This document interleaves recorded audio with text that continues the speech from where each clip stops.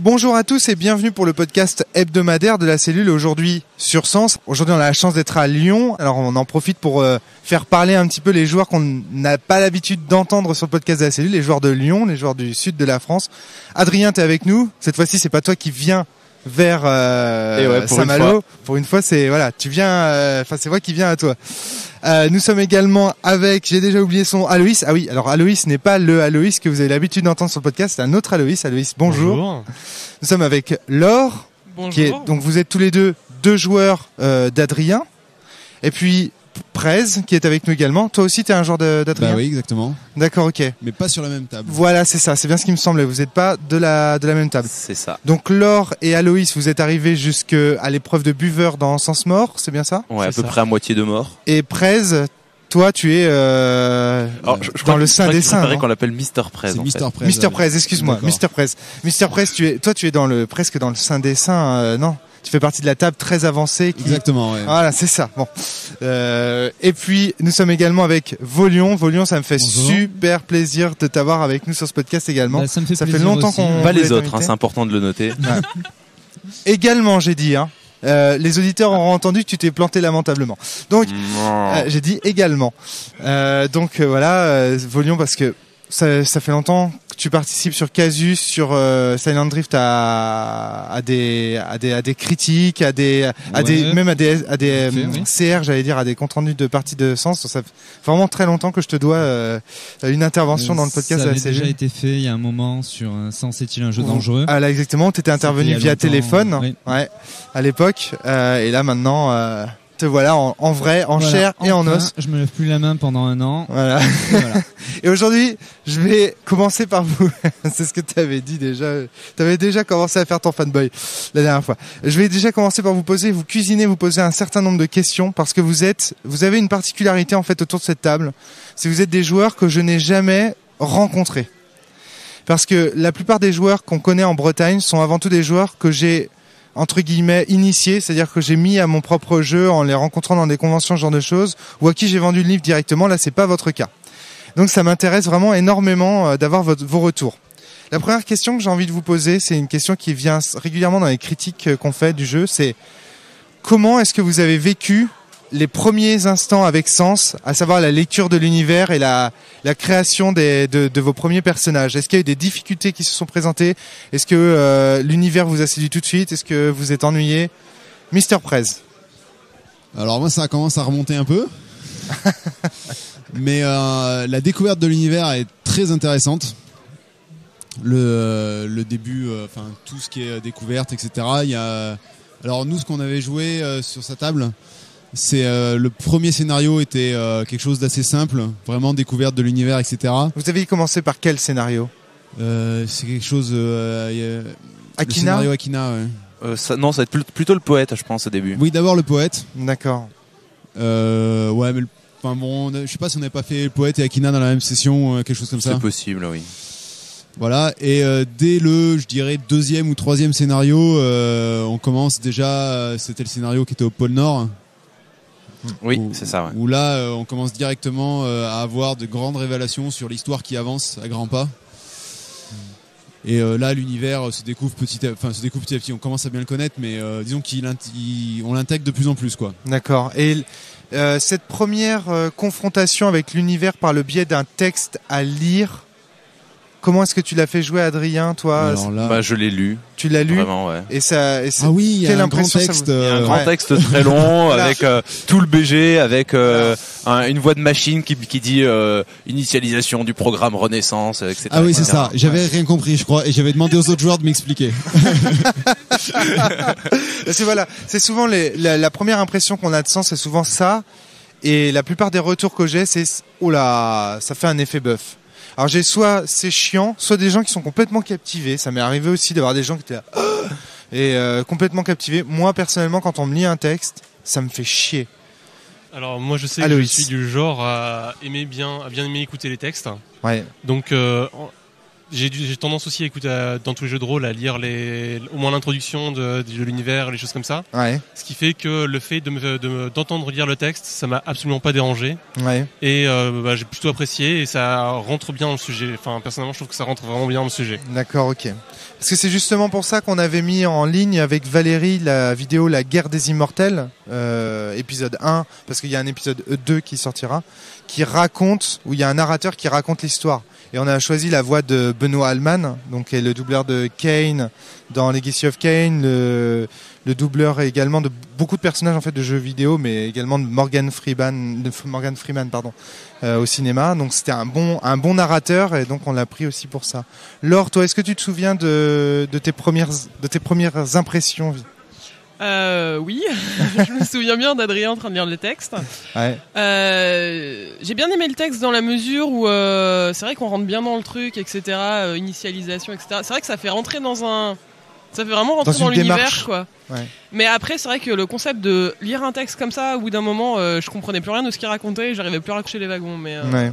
Oui, effectivement, dans l'introduction, il y a beaucoup de noms qui sont prononcés, il y a beaucoup d'événements. Ouais. Du coup, c'est pas toujours facile de tout intégrer. En général, j'essaye de dire aux gens prenez des notes. Le problème, c'est que il y a 3 noms qui arrivent d'affilée. Les noms, ils ont 2 prénoms, un nom de famille, plus abracadabra les uns que les autres. Donc, c'est pas toujours évident de. Puis au bout d'un moment, Mister on comprend Press. plus rien aussi. Ouais. Enfin, il se passe trop de trucs. Il dit mais lui, il était. Enfin voilà. Ouais. Et au bout d'un moment, Attention à ton micro. on retient bien. Enfin, on comprend bien l'esprit général, mais je sais que tous les détails mais à quel moment à cet endroit-là, il s'est passé quoi et c'est qui est arrivé à tel endroit. Ça, j'avais dû qu'on me le réexplique. Hein. J'avais essayé moi quand j'étais en convention, j'avais essayé de faire sur un tableau, de faire les personnages, de présenter les 2 planètes en fait à chaque fois, la Terre et l'Empire. Et ça fonctionne assez bien en général. Et je dessinais les flèches quand les personnages voyageaient ou allaient ou partaient en exil. Bon voilà, c'est des techniques pour éviter que ce début soit chiant. Parce que moi-même, en tant qu'auteur, je reconnais que c'est pas une bonne manière d'introduire le jeu, je pense. T'avais pas fait à un moment donné, toi, Adrien, des photocopies des textes? Ouais, alors c'est un truc que j'ai fait. Alors c'était pourquoi? Je crois que c'est pour certaines parties où j'ai fait je vous imprime le texte, lisez-le. Ouais, d'accord. Comme ça, vous pouvez souligner vous les mots ça va être plus facile à retenir, ça va être un peu plus long, mais ça va être plus facile pour la suite. Okay. Et je pense que je vais faire jouer une campagne en version marathon et eux, je vais leur envoyer directement le texte d'intro par mail. Par mail, ouais. Comme ça, ils le lisent à l'avance et. D'accord. Voilà. Volion, comment est-ce que ça s'est passé pour toi sur tes tables, hein? Alors toi, t'as fait plein de tables d'introduction, c'est ça? Ton malheur, c'est que t'as eu plein de débuts de campagne, tu n'as jamais pu finir en fait. C'est exactement ça. Donc j'ai commencé 4 campagnes plus 2 one-shots de présentation à côté. Ouais. À chaque fois, la technique que j'ai utilisée, c'était la même. Donc désolé, j'ai une voix assez faible. Non, c'est bien, très bien. J'avais enregistré à l'avance tout le texte informatique. Ouais. De la machine, donc initialisation du programme, etc. D'accord. Je l'avais passé ensuite à mes joueurs. Donc j'avais essayé de prendre une voix mécanique, je l'avais mis sur le forum, c'était pas très bien réussi, mais non, mais c'est pas grave, c'est toujours un outil. De la part du pôle jeu de rôle, les remises de lot de la journée ne se passeront pas sur l'accueil jeu de rôle, mais dans l'angle au fond de la zone jeu de rôle, au niveau de la table numéro 40. Je répète, la remise des lots jeux de rôle va se passer dans l'angle au fond de la zone jeu de rôle au niveau de la table 40. À tout de suite. Ah ouais, donc on va enregistrer un podcast juste à côté de la, ça va être la rigolo, remise là. des prix. Oui. Putain, merde. Ouais. Donc qu'est-ce que tu disais? Donc du coup, j'avais enregistré le texte de la machine que j'avais passé ensuite sur mon ordinateur. Ouais. Donc avec tout le côté théâtral du je dois lancer le programme Renaissance, etc. Et au milieu, au moment de lire normalement le texte, j'avais simplement fait une version un peu plus résumée, donc qui durait peut-être 10 minutes au lieu de 25. Ouais. Et alors c'était à peu près bien passé. Ça, je vais balancer un scoop. En fait, après la guerre des Immortels 2, on sortira une série de fanfiction en fait de Sens, des gens qui ont doublé les livres de Sens et qui ont joué en fait les personnages de Sens, tous les passages et tous les dialogues. Pourquoi? Parce qu'il y a eu une table en fait, celle de Shadow, sur laquelle lui il a lu en fait, enfin plutôt que de lire, il a demandé à des copains à lui de jouer les scènes. Et du coup, ils ont enregistré des trucs et donc seront peut-être un jour accessibles sur le net. Mais on attend que la guerre des Immortels 2 soit sortie. parce que la guerre des Immortels 2 est liée à cette démarche. D'accord, et c'est vrai que ça peut être très Ça intéressant peut être pour un MJ voilà. C'est ça. d'utiliser. Et il y a notamment Mais- le programme d'intro. Alors non, il y a notamment le programme d'intro qui sera disponible. L'autre, il se sera probablement pas disponible parce que il veut les retravailler et tout. Et il se trouve que ces acteurs sont partis à droite à gauche, donc il y a peu de chances pour que ce soit disponible, Adrien. Ok. Mais par contre, le programme informatique, lui, il est très très bien. Pour lui, il est satisfaisant et donc il acceptera, je pense, de le diffuser. Mais c'est encore sous réserve. Hein, Ouais, c'est non, un- d'accord. mais c'est un scoop, je parle c'est de juste son que projet, mais les dialogues qui sont dans les bouquins sont pas joués texto. Parce que du coup, ça exclut complètement les joueurs de l'action. Donc c'est pour ça que je trouve ça. oui, c'est. Mais bon, voilà, ça peut être un outil aussi. Bon, pourquoi pas, oui. Bon, je sais pas. J'ai tellement de questions à vous poser, je sais même pas par où commencer. Je vais vous poser des questions, je sais pas, peut-être sur l'univers par le biais de certains personnages. Est-ce que vous avez eu, parce que toutes les tables ont des problèmes avec le personnage de Solipsis. Est-ce que vous, à vos tables, vous avez eu des problèmes avec le personnage de Solipsis et oui, lesquels ou alors pas du tout, Mr. Prez. Moi personnellement, pas énormément. Parce qu'il y en a qui disent que c'est le vilain commanditaire d'une mission qui va nous trahir à la fin et donc on lui fait pas confiance. Et il y a une espèce de réserve vis-à-vis du personnage de Solipsis, alors que moi je peux vous le dire, il est pur, absolu. C'est super. Ouais, c'est super plus ou moins ce résistant. que j'en avais déduit aussi, mais c'est vrai que Mr. Prez. il y avait un certain nombre de personnes sur notre table qui l'appréciaient pas énormément, et pas forcément parce que c'était un traître ou qu'ils le soupçonnaient d'en être un. Parce que tout simplement, il y a certains comportements qu'il avait qui étaient pas, ils adhéraient pas à son comportement ou à certains choix qu'il avait fait. Ouais, d'accord, ok. Donc c'était plus par rapport à ce qu'il faisait que par rapport à ce qu'il représentait. Je pense que c'est lié à la phrase. Adrien. Il y a des choses qu'il vaut mieux ignorer. Oui, Ouais. voilà. Ouais. D'accord. Vous, à votre table, Aloïs. Sur nous, ça dépendait des joueurs en fait. Moi, mon joueur, enfin le personnage que je jouais, n'avait pas trop avait des affinités avec lui, donc du coup ça se passait plutôt bien. Ouais. Il acceptait que des gens aient ses secrets. Par contre, il n'a pas vu partir de trahison, de choses comme ça, quoi. Donc c'est pas. Ouais. C'est ce genre de personnage, quoi. Après, d'autres personnages étaient plus méfiants vis-à-vis de lui et ont très mal pris le fait de certains secrets qui ont été révélés. Alors D'accord. pour la défense, c'est quand même ce Adrien. joueur-là joue un personnage qui est qui est limite paranoïaque, perpétuel, qui a un comportement social très bizarre. Et du coup, en soi, c'est pas à cause du personnage de Solipsis. Ça aurait été n'importe qui d'autre. D'accord. Laure, comment est-ce que t'as appréhendé ce personnage de Solipsis ? Bah écoute, moi je connaissais pas beaucoup, j'avais pas mis spécialement des liens avec Solipsis, donc Ouais. j'avais pas particulièrement de problème avec lui. Je lui faisais pas plus confiance que ça non plus parce que comme je te dis, j'avais pas de lien, mais je me suis pas dit mince, il va nous trahir ou quoi. Ouais, d'accord. Donc il n'y a pas eu de relation conflictuelle avec le personnage de Solipsis. Non, pas trop. C'était plus. En fait, il y a eu peu de relations à la limite. Ouais. C'est plus ça qui s'est passé. Il y avait plus des questions du genre est-ce que oui, mais non, en fait, non, on va le laisser de côté. Et... Ouais, d'accord. Ok. Le personnage de Wilfried, est-ce qu'il a posé problème ou est-ce que Aloïs ou Laure ? Alors Wilfried, on a eu du mal à le gérer en fait. Enfin, je pense qu'on a eu. La première fois qu'on l'a rencontré, c'était dans un contexte assez particulier quand même.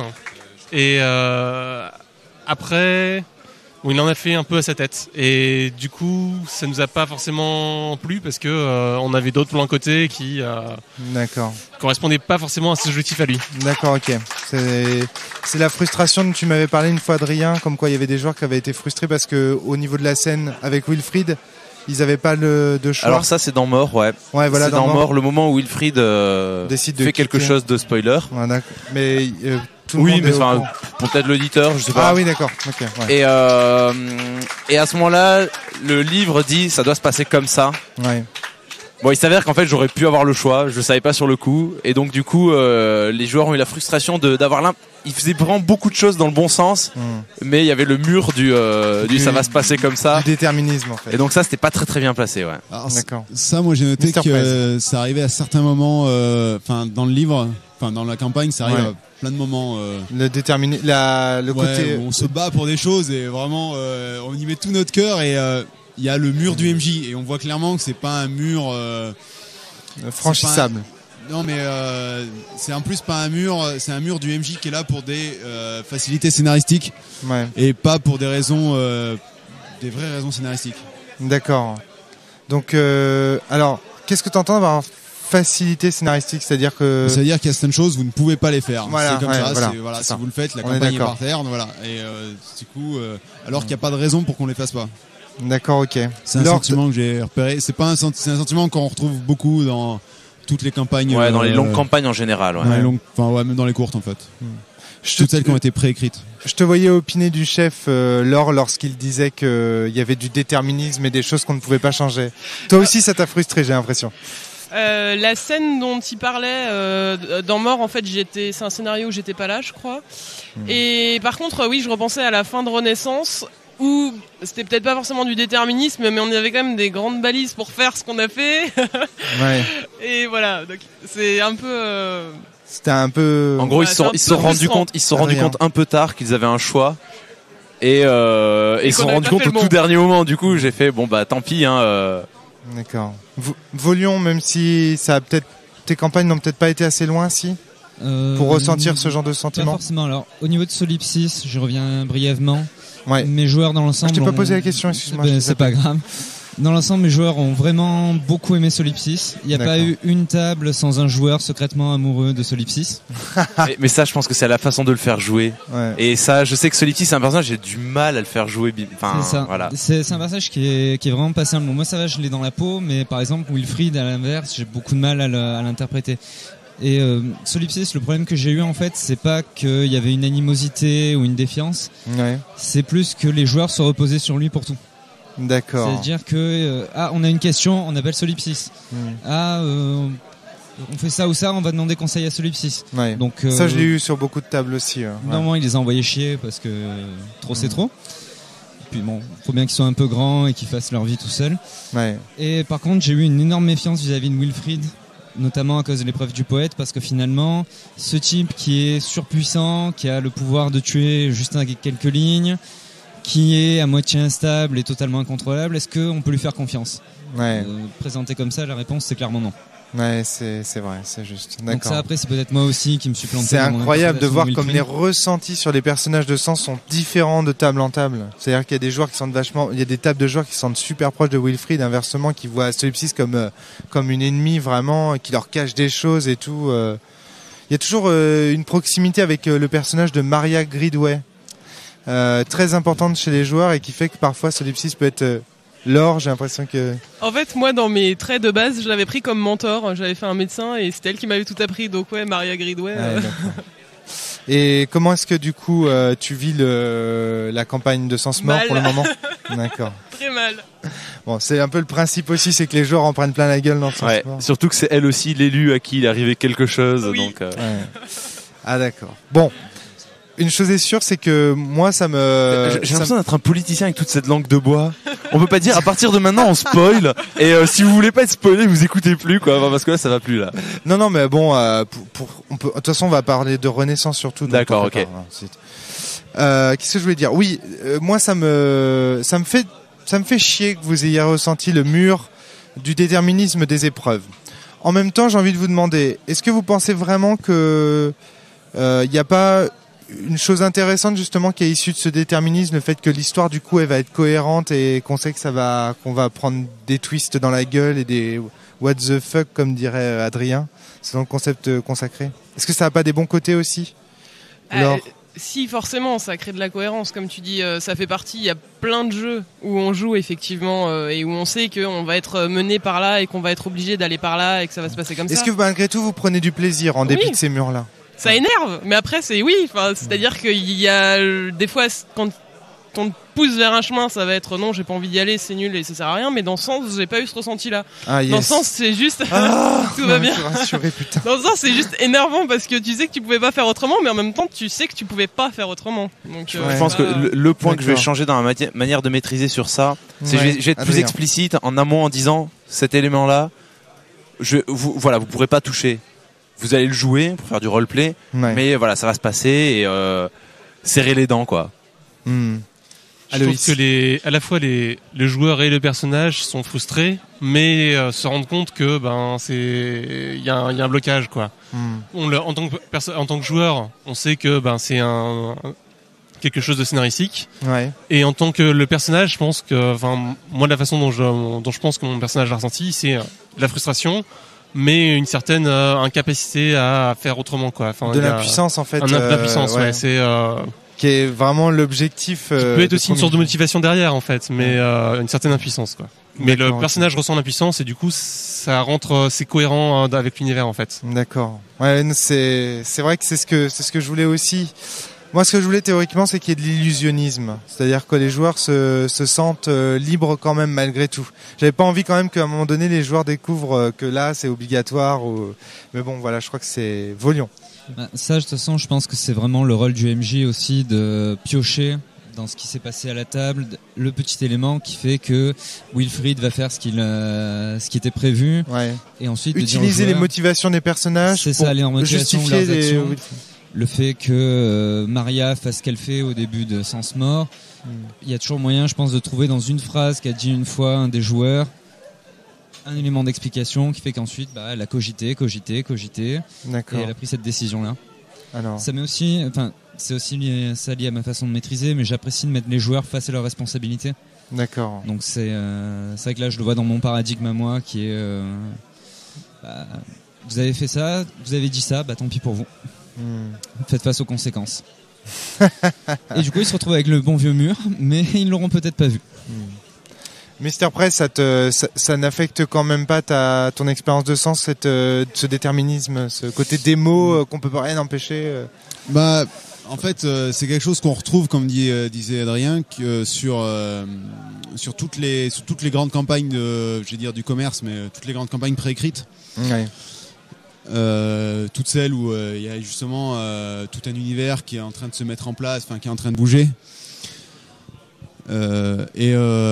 Du coup, moi, j'ai tendance à certains moments, à switcher et à me dire de toute façon, je ne peux rien faire. Je vais arrêter d'essayer de. C'est dommage. Hein. Je vais essayer d'arrêter d'essayer de bouger, de faire quelque chose pour cet univers, parce que de toute façon, l'histoire est écrite à l'avance.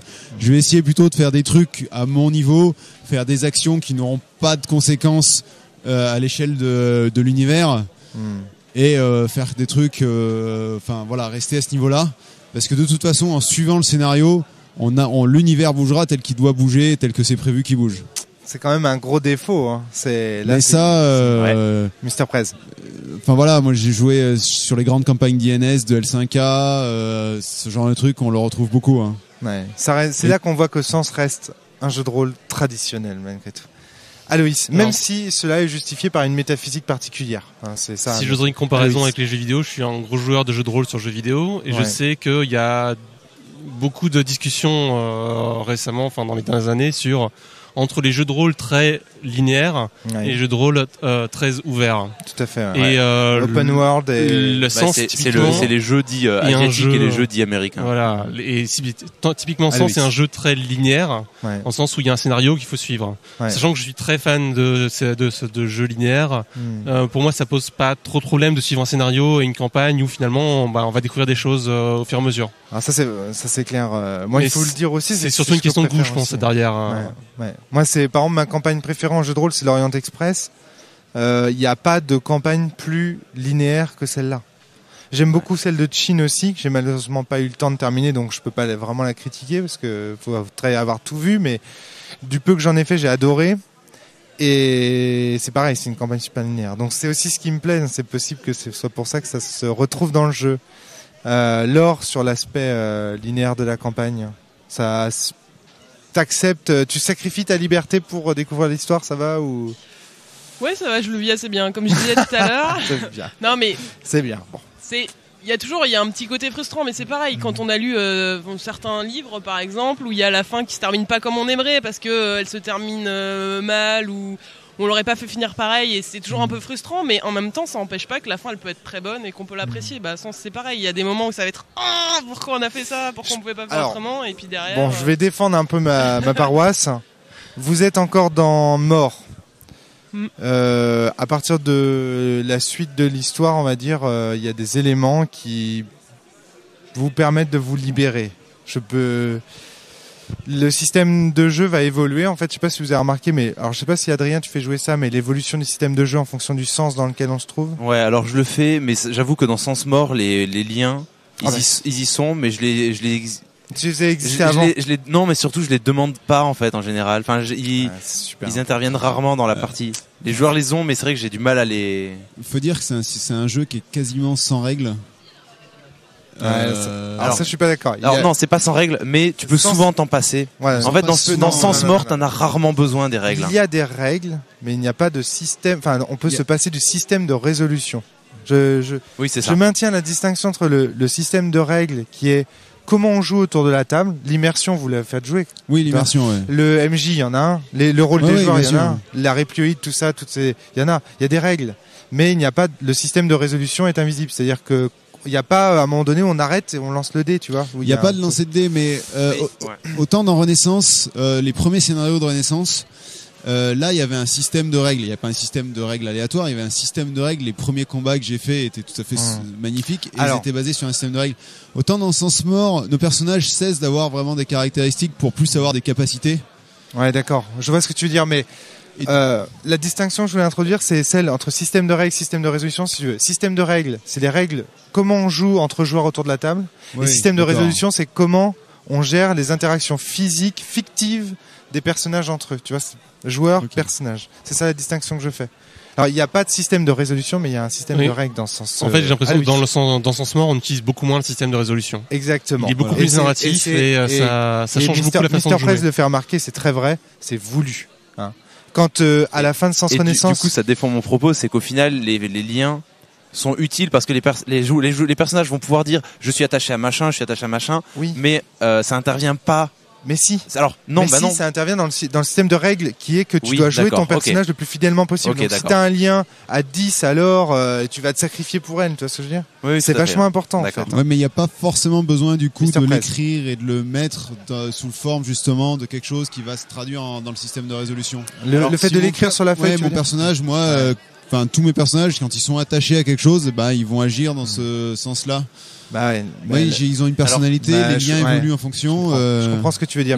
L'intérêt de l'écrire, c'est que ça oblige les joueurs à le faire.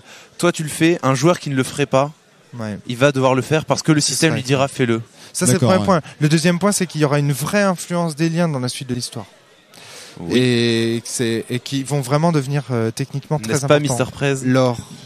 Et j'avoue qu'effectivement ton personnage il évolue, les liens tu les crées, tu vas agir en conséquence, mais c'est vrai que moi je vais pas toujours me poser la question de me dire tiens mince avec qui je suis lié, etc. Alors que le fait d'avoir tes points à répartir, tu vas vraiment te poser la question. Ouais, voilà, c'est ça, c'est que ça implique que les relations d'un coup deviennent l'objet d'enjeux dans la narration et dans la fiction qu'on se raconte. Moi j'ai une petite anecdote sur ma deuxième table, il y a un PNJ très très important qui est, au final c'est un PNJ qu'ils ont créé, donc les joueurs ont créé, qui s'appelle Julien, qui est ça a été leur pilote de sous-marin pendant tout Sens Renaissance, et en gros c'était le PNJ qui venait à tous les scénars. Alors je vais te raconter une anecdote, sache que le robot d'Agonis s'appelait Romaric, voilà, juste pour raconter l'anecdote. Voilà, mais voilà, et du coup ce PNJ, dans Mort, ils ont commencé à se rendre compte, mes joueurs, que je pouvais faire mal aux gens qu'ils aiment bien et compagnie. Et du coup, une de mes joueuses, Natacha, a réfléchi, est-ce que je vais créer des points de lien, est-ce que je vais me lier à ce personnage à un niveau fort pour que t'aies pas le droit de le tuer, parce que ça serait abusé que tu tues un personnage qui est aussi proche de moi. Et du coup, ça en devient très intéressant que le joueur essaye de vraiment utiliser le système de règles à fond pour défendre ses intérêts. Moi, je trouve ça très très rigolo. C'est marrant. C'est un cas assez amusant. Donc, pourquoi est-ce que je te demandais comme ça pour l'évolution? Parce qu'il me semble que c'est important aussi au niveau de la dimension du jeu après. Oui, complètement. C'est ça. Mais après, pareil pour les blessures mentales Ouais. que je donne dans Sens Renaissance, qui ensuite c'est eux qui se les imposent dans Voilà, Sens c'est Mort. pareil, Ça, c'est vachement, ça c'est coule de capital. source. Hein. Parce qu'en fait, l'idée de Sens, c'est au fur et à mesure de libérer les joueurs. Donc, c'est super important de faire évoluer le système aussi. Donc, tout ça pour vous dire que la campagne est linéaire. C'est pas voulu, mais voilà. Mais par contre, la frustration ressentie par les joueurs, ça, elle est pas voulue. Je voulais que ce soit illusionniste, c'est-à-dire qu'on se rende compte qu'on peut pas trop changer, mais pour moi, mais dans la Sens frustration, Mort, ça me fait chier. Par exemple, quand Mister Press dit ah ouais non là vraiment je déconnecte et là ça me fait chier. C'est pas ce que je voulais. Du coup, mais bon. voilà, Même moi c'était je joue, super tendu, j'ai joué avec le feu. Je joue avec mon personnage, quoi. Du coup, moi je joue à l'échelle Ouais, de mon personnage, ouais. j'essaie de l'interpréter, que à son niveau il se passe quelque chose et du coup il subit les événements de l'univers. D'accord. Enfin, il les subit. Il suit le flow, même s'il est acteur à plein de moments. Mais voilà. Mais en fait, ce qui importe, c'est quand même beaucoup à son niveau. Attention à ton micro, Mister Press. Bon ben, qu'est-ce qui vous a plu dans le jeu? Pourquoi développer? Aloïs, qu'est-ce qui te plaît dans Sens? Pourquoi est-ce que tu joues à ce jeu? L'univers, je pense que c'est un des points principaux. Donc bon, moi je suis très Découvrir l'univers. Découvrir l'univers, j'aime beaucoup les univers, donc déjà assez intéressants, qui changent des univers classiques. D'accord. Et le fait de pouvoir découvrir l'univers au fur et à mesure et de savoir qu'il y a une campagne qui va permettre de découvrir plus ou moins tout l'univers jusqu'à la fin. C'est la promesse en fait. C'est la promesse. Que tu saches le fait que je sais qu'à la fin je saurai tout et je pourrai lire les bouquins est-ce pour. Est-ce que tu tout sens savoir. la cohérence de l'univers au sens Oui, où... alors ça, oui, je sens. C'est une des raisons pour lesquelles j'aime beaucoup Sens, c'est que il y a vraiment un univers très cohérent. Qui a été réfléchi, qui donne l'impression d'avoir été très mûrement réfléchi et sur lequel Romaric a une érection. est très balisé. En fait, le truc c'est Adrien. J'attends pas qu'il me jette des fleurs. Non, mais bien sûr, non, mais je sais. Mais j'attends de voir le retour pour voir ce que j'ai réussi. Donc, ce qu'il faut que je Oui, continue bien sûr, dans la suite. Et inversement, ce que j'ai raté pour savoir comment corriger. Je sais qu'il y a pas mal d'univers de jeux de rôle où une campagne ne révèle pas tout sur l'univers. On ne Ça, donnera c'est pas de nom. Ça, c'était une bonne promesse, le fait de dire voilà, c'est un début. Et un on est commencement. frustré parce que on aurait bien aimé avoir des informations sur telle chose, mais c'est pas prévu dans la continuité du scénario. Et du coup, donc il y a une frustration quand même. Elle est positive ou négative? Non, sur Sens ça va parce on sait qu'au final on je sais l'aura. qu'au final je saurai tout. Voilà, alors qu'il y a d'autres campagnes sur d'autres jeux de rôle où c'est une campagne de petite découverte d'une partie. Parce qu'il y a des univers très très très grands qui sont pas forcément, qui sont très difficiles à tout découvrir. D'accord. Ouais. Okay. Et au final, je finis par lire les bouquins d'univers pour le savoir. Adrien, t'as envie de te fâcher là? Non, en fait, c'est juste que j'ai des trucs à dire à ce sujet, mais j'ai pas envie de spoiler les deux à gauche qui jouent à une campagne qu'il faudra. Enfin bon, voilà. Donc je suis le MJ. Laure. J'aime beaucoup Sens parce qu'à chaque fois qu'on va y jouer, on mange très bien le soir. Non, je rigole. Non, voilà.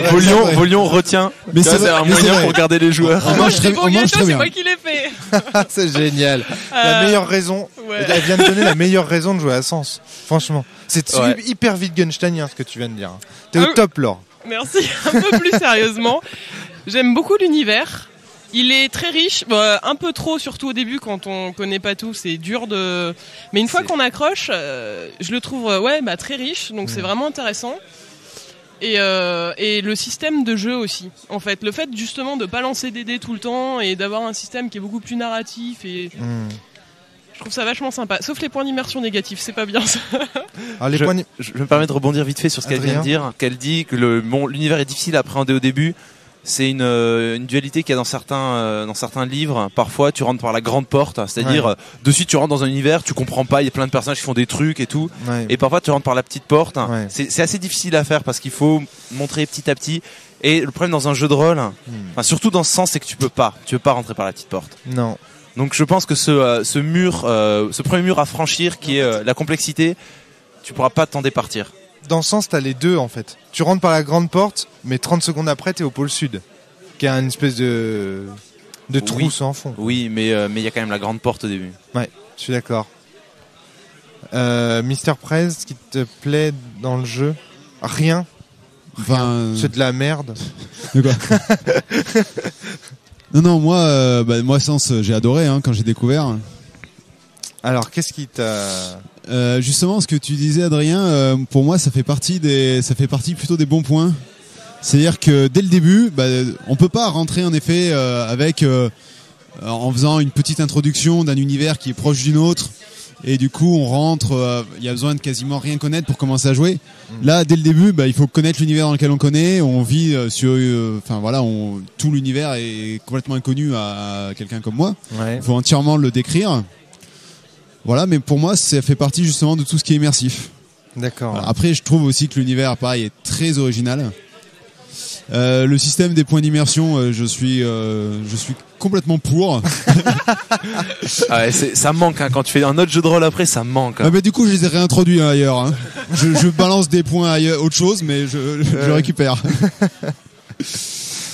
Non, j'en ai 2 à ma droite qui s'en souviennent.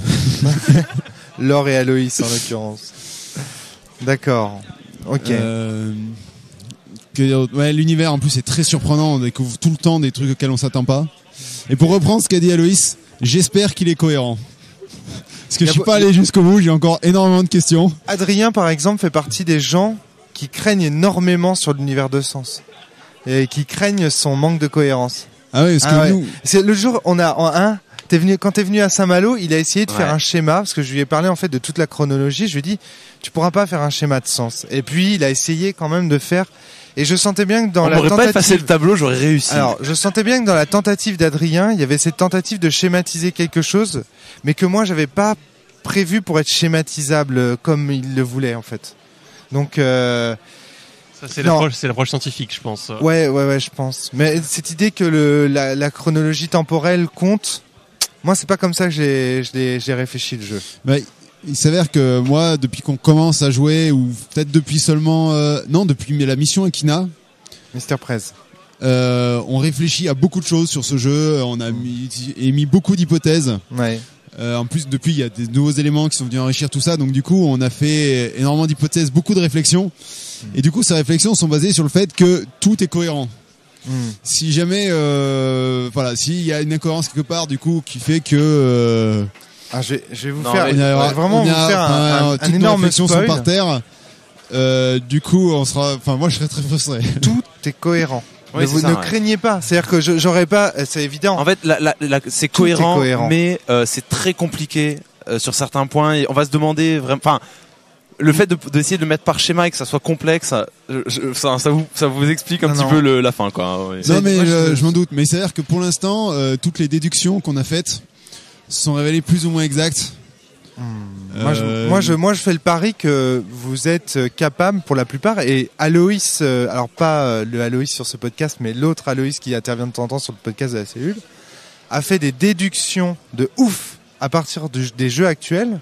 Et il a découvert des vrais spoilers sur la suite de l'histoire en faisant des déductions. Je vous dis ça, voilà.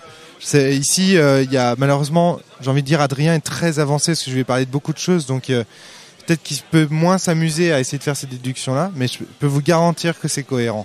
Il y a une cohérence. Après, elle n'est pas forcément là où vous l'attendez, en fait. Et c'est ça, peut-être, l'astuce. C'est que si, par exemple, la cohérence temporelle, par exemple, que cherche Adrien, je crois qu'elle est difficile à trouver comme elle serait difficile à trouver dans Retour vers le futur. Ouais, d'accord. Vous voyez ce que je veux dire ? Mais par contre, Retour vers le futur, c'est ultra crédible. On est dedans du début jusqu'à la fin. Vous voyez ce que je veux dire ? C'est peut-être un mauvais exemple. Non, c'est un mauvais exemple. Ouais, c'est un mauvais exemple. Mais bon. De toute façon, c'est cohérent. Au final, c'est cohérent. Au final, ce sera cohérent. Ça, c'est clair et net. Vous en faites pas. T'en fais pas, Mr. Prez. Tu seras face à Sens Cosmo, tu verras. À Sens ? Quand tu seras devant Sens Cosmo, pardon. D'accord. Tu verras, c'est... Volion, tu voulais ajouter quelque chose tout à l'heure ? Alors ça remonte à un petit moment ce que je voulais. Je suis désolé. C'est pas grave. Et en plus, Mr. Prez avait beaucoup de choses à dire et c'était très intéressant, donc on va pas lui jeter la pierre. Quoique. Non, c'était par rapport à cette histoire de grandes portes et de petites portes. Ouais. Je pense pas en fait que Sens passe ni par l'une ni par l'autre. Moi, je vois comme quelque chose de plus intermédiaire, c'est-à-dire qu'il y a effectivement beaucoup de choses à assimiler au début au niveau de l'histoire de l'univers. Mais ensuite, c'est ce que tu disais, on se retrouve à Pôle Sud. Et voilà, il y a une ville, 5 personnes importantes et les bugs. Ouais. Donc finalement, il n'y a pas non plus tant de choses à assimiler que ça sur l'univers au début. C'est plus sur l'histoire de cet univers qui là effectivement est assez massive avec la guerre des immortels, etc. Donc ça oui. D'accord. Voilà. Laure. Moi, je voulais juste rajouter un petit truc par rapport à ce que j'ai dit tout à l'heure. J'ai dit qu'il y avait beaucoup de choses à assimiler, mais j'ai pas dit oh mon Dieu, c'est horrible, il y a trop de trucs à assimiler, c'est insupportable. Ouais. Pour moi, ça fait partie. Si on va avoir un univers très complexe, c'est normal qu'on ait beaucoup de choses à assimiler, quoi. Enfin, ça fait partie de la logique. Et ce que je disais sur les points d'immersion négatifs, c'était surtout pour embêter le MJ parce qu'il m'en colle tout le temps. J'ai tendance à dire beaucoup d'âneries pendant les parties. Mais c'est fait pour. Alors. Par rapport au point d'immersion, il y aura des changements aussi dans les bases suivantes, parce que justement, on a noté que les points d'immersion empêchaient les gens de faire des gestes d'approbation, c'est-à-dire de dire je trouve ça trop cool ce que tu viens de jouer comme scène. Or ça c'est mauvais en fait, c'est contre-productif dans le jeu de rôle. Alors, Adrien. je sais pas comment c'est écrit exactement dans les règles, mais moi je l'empêche pas. Hein. Ouais. Un joueur qui est mort de rire parce que quelqu'un fait une tentative super stupide et super. Enfin voilà. Tu ne sanctionnes pas d'un point non, d'immersion pas du négatif. tout, non. Ah voilà. Non, mais Non. c'est bien, tu joues déjà comme ça. Mais dans la base, c'est pas ce qui est écrit. Dans la base, techniquement, tu devrais le sanctionner. Donc du coup, je sais qu'il y a des tables sur lesquelles ça fonctionne comme ça. Et donc pour contrer ça, j'ai dû réécrire une certaine partie du truc. Ouais, mais en tout cas, c'est très intéressant d'avoir vos avis de joueurs, notamment sur ces points parce que c'est des points qui me font énormément stresser. La linéarité du jeu, ça c'est un truc qui me fait beaucoup stresser. J'ai peur que ça soit frustrant. Quels sont vos plus beaux souvenirs dans les parties de Sens? Les plus beaux passages, le plus beau moment? Allez, vous avez le droit de spoiler en plus. Mr. Sauf Prez. toi, Mr. Prez. Parce que Mr. Prez, Ouais, je suis en avance par rapport aux autres. Moi, le combat les combats contre les premiers quadrillas. Graveur. Graveur, celui d'avant aussi. Celui à Pôle Nord qui a pas de celui nom. à Pôle Nord qui a Ouais. pas de nom. Voilà, ça c'était toutes les grandes révélations qu'on a. Ouais. Voilà, et puis l'histoire de mon personnage aussi que j'ai énormément apprécié. Ouais. Toi alors? Non, il y a plein de moments qui ont été sympathiques. Il y a un passage que S'il y j'avais en avait beaucoup un aimé. seul. C'était quand il y en a un qui a ressuscité un mort avec un fait de cellulis. Ah, Ça, t'as fait c'était ça? marrant. Putain. Ouais, il y a Akina qui venait de se suicider et un de mes joueurs qui fait ouais, je suis presque docteur et je l'ai ressuscité. Aloïs. Moi, c'était la fin du scénar à New York. Donc, je trouvais l'atmosphère de la ville et de la Graveur, très ça a intéressante. marqué tout le monde, vraiment Graveur. Ouais, On dit ouais. souvent que Graveur, c'est le scénar qui commence Sens en fait. Ça commence vraiment là, on voit la C'est dimension. là qu'on rentre on rentre vraiment dans les grandes destinées de l'univers et on n'est plus que des petites entités qui faisons quelques missions, des choses comme ça. On est vraiment là, on commence à rentrer dans les secrets de l'univers et des choses comme ça. Adrien, en tant que jeu. Je suis d'accord. T'as même chose. Tu Avec serais tout le même- monde. Je suis d'accord avec tout le monde. Les meilleurs moments, c'est tout ça. cela. C'est ça. Ok. Bon, ben, puisque Adrien est d'accord, je pense qu'on peut conclure ce podcast. Volion, est-ce que tu as un moment en tant qu'OMJ qui t'a particulièrement plu? Étant donné que je suis pas allé très loin, ça va pas faire long, mais effectivement le combat contre Graveur, Ouais. c'est un grand moment d'héroïsme, un grand moment pour le MJ, pour les joueurs aussi, je pense. Ouais. C'est ce que nous confirme Aloïs d'ailleurs. Et c'est vrai que c'est comme tu dis, c'est le moment où ça commence vraiment à rentrer dans les choses sérieuses. D'accord. Ça t'a bien plu aussi, même en tant que J'ai lecteur. adoré. Ouais. En tant que MJ, j'ai adoré. D'accord. Je vais rajouter juste un dernier petit Adrien. truc. Moi, il y a pas mal de passages où en tant qu'MJ, on a des choses à lire qui sont hyper émouvantes d'un point de vue de l'histoire. Et je sais par exemple le passage où on fait la description des usines à Buveur. Ouais. Enfin, c'est pour le MJ, c'est hyper éprouvant. Enfin, Ouais. émotionnellement, c'est faut garder le sérieux, essayer d'avoir le ton qui va percuter les joueurs et en même temps, toi, tu te le prends aussi dans la gueule. Enfin, c'est des passages qui sont bien réussis. Hein. Natacha te déteste pour ces passages-là. Moi aussi. Bah écoutez, je suis content que vous me détestiez pour ce genre de raison. Franchement, j'aime être détesté. Si c'est pour ça, ça va. En tout cas, merci pour votre retour. Ça me fait plaisir. Ça me permet d'enrichir mon jeu et puis voilà. Puis j'espère que ça intéressera aussi les auditeurs de savoir, parce que je pense que vous êtes assez exemplaire en matière de joueur de sens parce que vous ne me connaissez pas.